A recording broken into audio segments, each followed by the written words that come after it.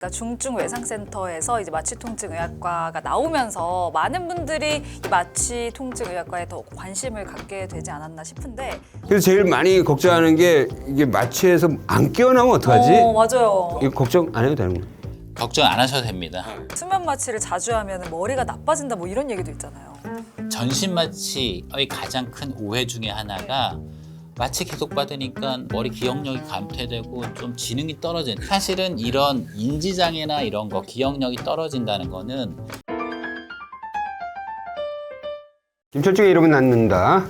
오늘은 살면서 한 번쯤은 경험해 볼 만한 필수 의료지만 그에 대한 공포도 있고 오해도 있고 바로 이 전신 마취, 마취에 대해 모든 것을 알아보는 시간을 가져보도록 하겠습니다. 네, 오늘은 김성협 건국대학교 병원 마취통증의학과 교수님과 함께하겠습니다. 어서 오세요. 네, 반갑습니다. 안녕하십니까. 안녕하세요. 저 김성혁 교수는 마취, 치명적인 은밀함 속으로라는 책을 쓰셨죠. 우리가 제대로 마취에 대해서 얘기해 볼 분을 섭외한 것 같습니다. 일반적으로 마취과 의사라고 하는데 실제적인 공식 명칭은 마취통증의학과죠. 네. 통증은 왜 들어간 거죠?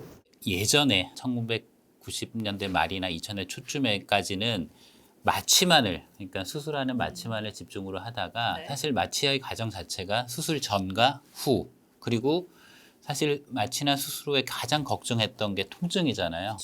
그러니까 통증까지도 관리하면서 환자의 수술 전부터 수술 중, 수술 후를 다 관리하는 그런 개념으로서 마취 통증의학과는 개념이 됐고요. 사실은 저희가 그런 분야에서 볼 때는 마취 분야, 통증 분야, 그리고 이런 마취와 함께 중환자 의학을 같이 하고 있기 때문에 이 세 분야가 가장 큰 분야고, 요즘은 아예 수술 전, 중, 후를 다 보니까 주술기 의학이라는 명칭으로 쓰는 것도 많습니다. 사실 이게 마취가 있음으로써 현대 의술이 시작된 거잖아요. 마취가 세계적으로 맨 처음에 언제 시작한 거예요? 여러분들이 생각하시기에는 안 아픈 것만 생각하면 마취라고 생각하시잖아요. 근데 최근에 아마 약간 좀 사회적으로 이슈가 됐던 랩핑가스라는 걸 아마 알고 계실 거예요. 알아요. 해피볼로. 아. 사회적인 문제가 됐던 거는 그걸로 이제 기분 좋게 하는 웃음가스인데, 그런 화학 물질이 나오면서부터 이제 마취가 시작됐다고 볼 수 있습니다. 그걸 처음에 이제 1800년대 발명되었을 때 막 기분 좋고 뛰어다니다가 어디 부딪혔는데 저 사람 다리가 부러졌어요. 근데 웃고 있어요.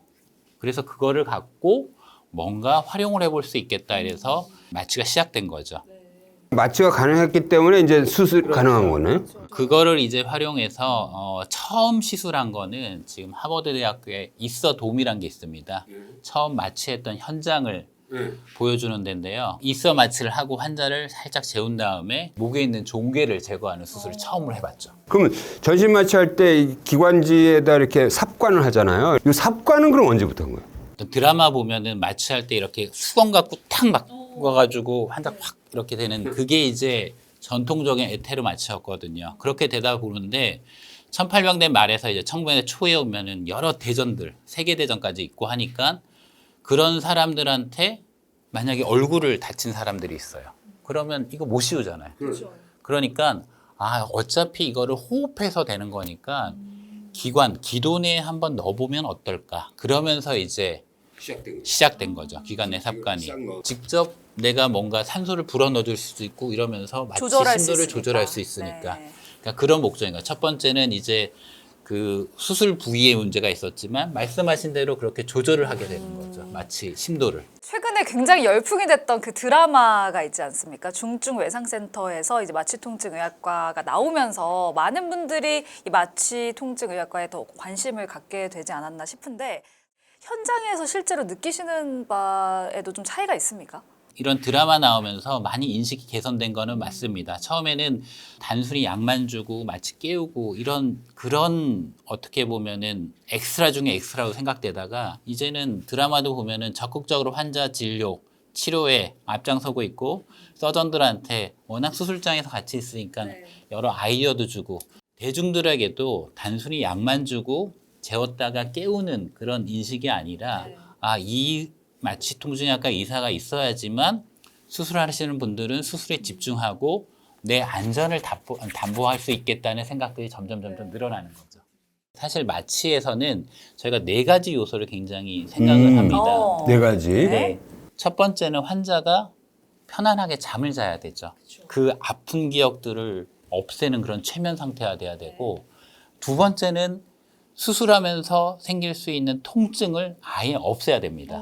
그러면 수술하면서 통증이 생기면 그에 따라서 여러 반사들이 일어납니다. 예를 들어서 심박수가 빨라진다든지 혈압이 올라든지 그런 게 없이 편안한 상태가 돼야 되고, 마지막은 수술하는 의사가 편해야 됩니다. 그러기 위해서는 근육이완인지 이런 게 편안하게 이완돼야지 수술을, 특히 요새는 로봇 시술이라든지 무슨 내시경 시술이 많기 때문에 그런 걸 훨씬 더 잘해줘야 되는 거죠.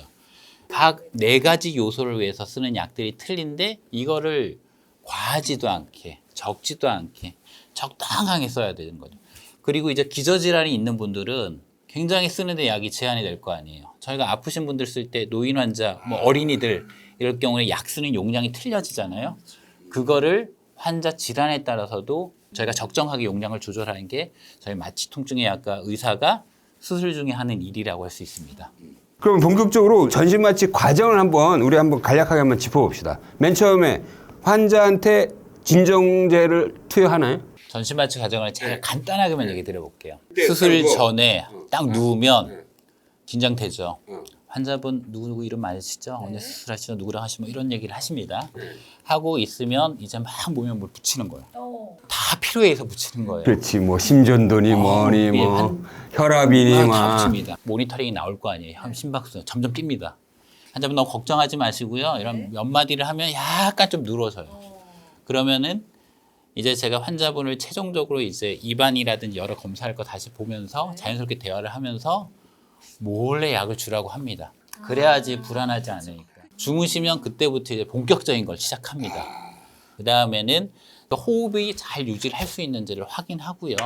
그 다음에 이제 근육 이완제랑 진통 효과가 있는 약물들을 줍니다. 기관지 삭관 언제? 기관 내 삽관이 이제 최적화됐을 때 시작을 하는 거죠. 아, 이거 다 한 다음에. 네. 어느 정도 됐을 때. 야, 지금 마취 심도가 적정하지 않아. 아파가지고 뛰면 어떡해.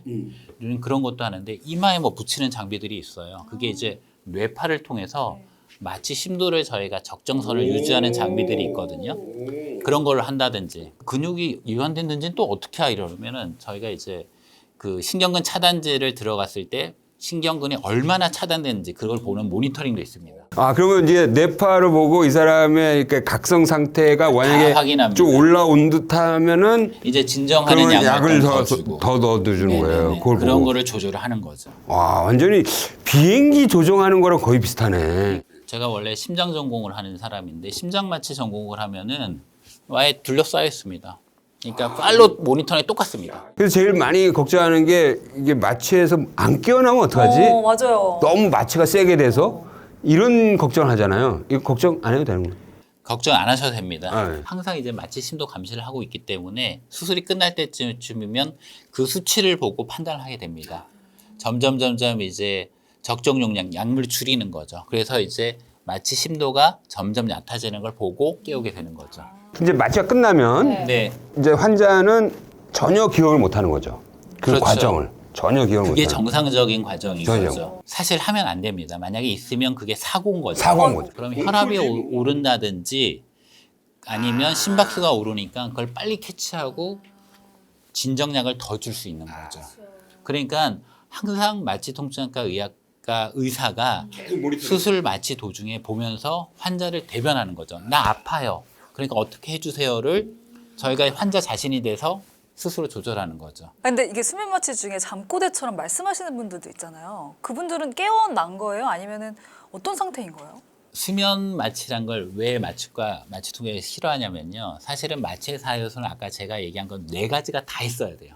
근데 수면 마취란 건 수면만을 강조한 거거든요. 재우는 것만.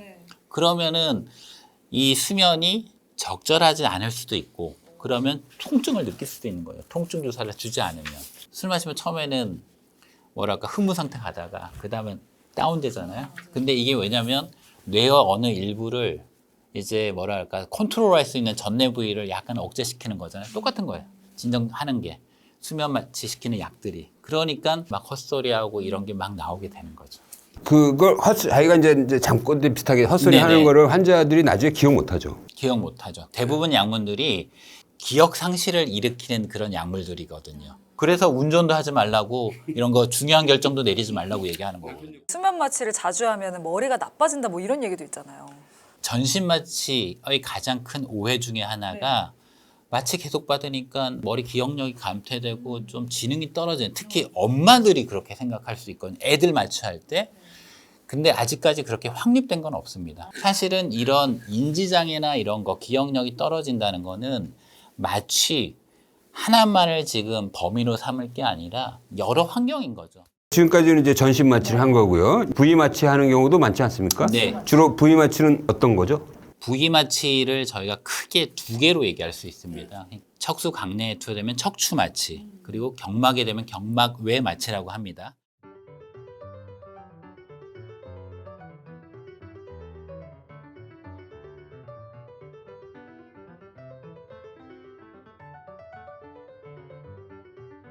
그래서 원래 대중적으로 부위 마취할 때는 하반신 마취 얘기 많이 하잖아요. 그 하반신 마취가 척추 마취나 경막의 마취고요. 경막의 마취는 그게 무통부만입니다. 그리고 이제 팔다리만 마취하는 그런 신경 차단 같은 마취가 있습니다. 기술이 많이 발달하고 장비가 많이 발달하면서 저희가 이제 마취통증의학계에서 초음파 장비를 많이 씁니다. 초음파 장비를 많이 쓰면은 이제 저희가 개별 신경을 다 알아볼 수가 있거든요. 그러면서 이제 신경 차단만 딱 시키는 거죠. 만약에 이제 손목 골절이 있다. 그러면 제가 딱 마취를 팔만 시키는 거죠. 그렇게 되면 왼손은 다 움직이고 나는 깨어 있고, 그리고 요새 어깨 수술 많이들 하시는데 팔만 요견 딱 마취시키고 어깨 수술을 관절경으로 하는 경우도 생각보다 많습니다. 그래도 아이들은 그런 게 불가능하니까 전신 마취를 하는 경우가 오히려 더 많지 않나요? 아이들이 전신 마취가 많은 경우는요.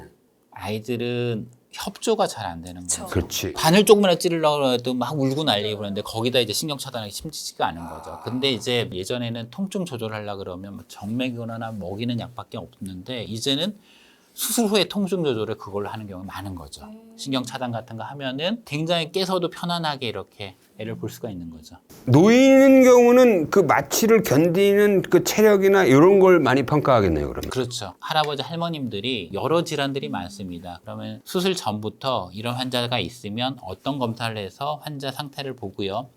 만약에 좀 늦춰도 되는 수술이면 수술 중후에 일어날 일들 때문에 어떤 걸 하셔야지만 환자 회복이 빠릅니다를 얘기해서 수술에 들어가는 거죠. 그래서 저희가 이제 수술 전중후를 다 보게 되는 의사가 된 거죠. 실제로 많은 대학병원에서 이제 좀 기조가 변하고 있는데 마취통증 의사를 보는 경우가 수술 때 누워서 보는 게 아니라 수술 전에 수술 계획을 세울 때부터 외래에서 보고 친근감을 쌓고 오는 경우가 많아지는 거죠. 그러니까 질병에도 고위험군이 있듯이 마취를 할 때도 좀 더 주의해야 될 그런 분들이 있을 것 같아요. 그렇죠. 지금 얘기하는 노인 환자들 같은 경우는 약간 인지력도 떨어지시고 자기가 어떤 시술 받아 과거력을 잘 못하시는 분들은 보호자분들하고 설명하면 굉장히 편하거든요. 젊으신 분들도 보면 약간 비만하신 분들은 저희가 기도 관리가 잘 안 되시는 분들이 있어요. 마취할 때 주의해야 될 환자들 보면 수면 마취에서 사고 나는 게 대부분 호흡이 이제 문제 생기는 건데 기저질환인들 당연히 주의해야 되고 본인이 코 좀 곤다 하시는 분들은 약간 조심할 필요가 있는 거죠. 최근에 무슨 기사를 봤는데 마취통증의학과 국내에 이게 논문 발표나 이런 수준이 굉장히 높다고 그러더라고요. 올해 저희가 굉장히 큰 저희 학회 입장에서 대한마취통증학회에서 경사스러운 이슈가 하나 있었는데요. 마취통증학에서 나오는 잡지가 마취 분야에서 5번째 링크가 됐고요. 와. 저희 학술대회도 국제학술대회로 계속 치러지고 있는데 유럽, 미국 그 다음에 대한민국의 코리아 어네스테이지아라고 저희가 얘기하는데 누구 전 세계 마취통증 의사라면 가고 싶은 그런 학술대회로 자리매김하고 있습니다. 그래도 이제 사람들이 그 얘기 나누다 보면 마취에 대한 인식이 많이 바뀌었죠. 많이 바뀌셨죠. 그러니까 단순히 아까 얘기해서 약물 주고 마취만 하는 땡 이게 아니라 이게 진짜 중요한 과구나 이런 인식들은 계속 바뀌고 있는데 아직까지도 이제 질환 중심으로 생각하시는 분이 많은 거죠. 이 질환, 이 명의.